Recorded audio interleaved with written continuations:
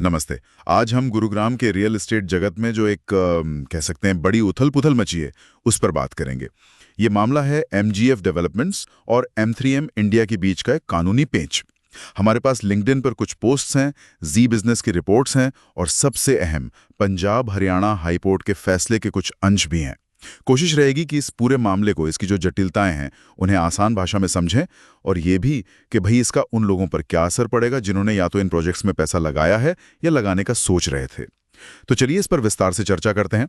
तो मामला है गुरुग्राम के सेक्टर 113 का। चोमा गांव की जमीन है, करीब 31 एकड़, और हाल ही में पंजाब हरियाणा हाईकोर्ट ने जी बिल्कुल, 9 अप्रैल 2025 का हाईकोर्ट का एक अंतरिम आदेश है और इसमें साफ तौर पर कहा गया है कि जब तक एमजीएफ ने जो अपील दायर की है उसका फाइनल निपटारा नहीं हो जाता, तब तक दोनों ही पक्ष यानी एमजीएफ और एम3एम इस विवादित जमीन पर किसी भी तरह के, जिसे कहते हैं थर्ड पार्टी राइट्स, वो नहीं बना सकते। थर्ड पार्टी राइट्स मतलब अगर आम भाषा में समझें तो कोई नई बिक्री नहीं, कोई नई बुकिंग नहीं, कोई नया अग्रीमेंट, लीज, कुछ भी नया नहीं हो सकता उस जमीन पर। हाँ बिल्कुल, यही मतलब है। इस पर रोक लगा दी गई है और ये समझना जरूरी है कि ये जमीन कोई छोटी मोटी नहीं है। इस पर कई बड़े प्रोजेक्ट्स बन रहे हैं या बन चुके हैं, जैसे एम3एम कैपिटल है, उसके फेज 1, 2, 3, फिर स्मार्ट वर्ल्ड 1 DXP है, उसका स्ट्रीट और फेज 2 भी, और एम3एम मैंशन, उसके भी फेज 1 और 2।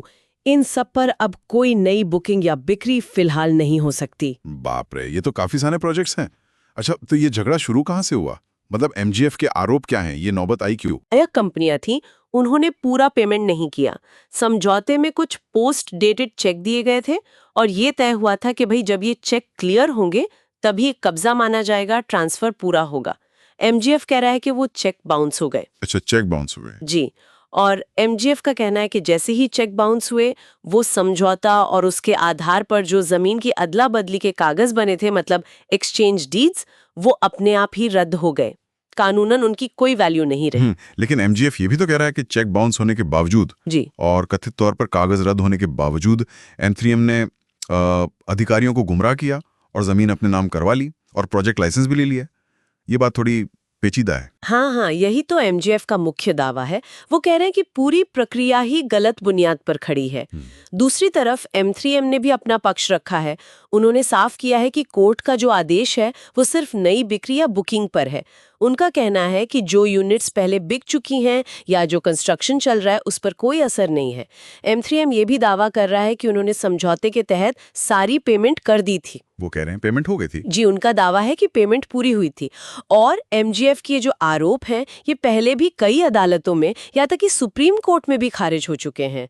एम3एम ने इस ताज़ा आदेश के खिलाफ एक पुनर्विचार याचिका, मतलब रिव्यू पिटिशन भी फाइल की है और उन्हें पूरा भरोसा है कि ये आदेश रद्द हो जाएगा।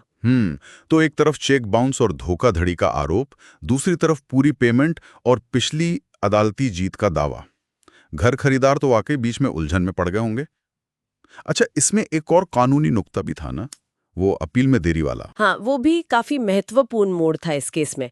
हुआ ये था कि निचली अपीलीय अदालत ने एमजीएफ की अपील खारिज कर दी थी। खारिज कर दी थी? क्यों? ये कहकर कि उन्होंने अपील फाइल करने में 38 दिन की देरी कर दी। लिमिटेशन पीरियड होता है, उससे 38 दिन ज्यादा। लेकिन जब मामला हाईकोर्ट गया तो हाईकोर्ट ने निचली अदालत के इस फैसले को रद्द कर दिया। अच्छा। हाईकोर्ट ने कहा कि न्याय को प्रक्रिया की तकनीकी वजहों, मतलब प्रोसीजरल टेक्निकलिटीज की बलि नहीं चढ़ाना चाहिए। हमें केस के मेरिट्स देखने चाहिए, असलियत क्या है। अच्छा। कोर्ट ने माना कि हाँ, देरी हुई और एमजीएफ उसे ठीक से समझा नहीं पाया, लेकिन ये कोई जानबूझकर की गई देरी या दुर्भावना नहीं लगती।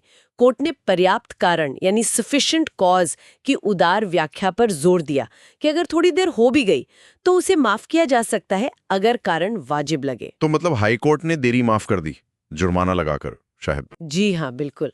हाईकोर्ट ने एमजीएफ पर 1 लाख रुपए का जुर्माना लगाया और कहा कि ठीक है, हम ये देरी माफ करते हैं, और मामले को वापस निचली अपीली अदालत को भेज दिया कि भाई अब आप इसे गुण दोष के आधार पर, मतलब मेरिट्स पर सुनिए। और इसी सुनवाई के दौरान हाईकोर्ट ने ये अंतरिम आदेश भी दिया कि जब तक ये मामला दोबारा सुना जा रहा है तब तक नई बिक्री पर रोक रहेगी। समझ गया। तो अब आते हैं सबसे बड़े सवाल पर।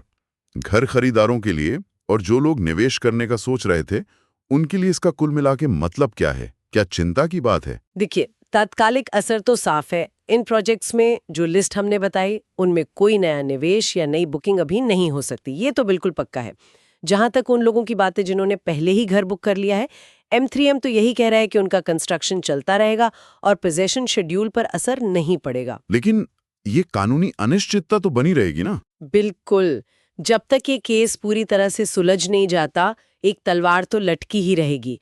इसलिए जो मौजूदा खरीदार हैं या जो सोच रहे थे खरीदने का, उन्हें बहुत सावधान रहने की जरूरत है।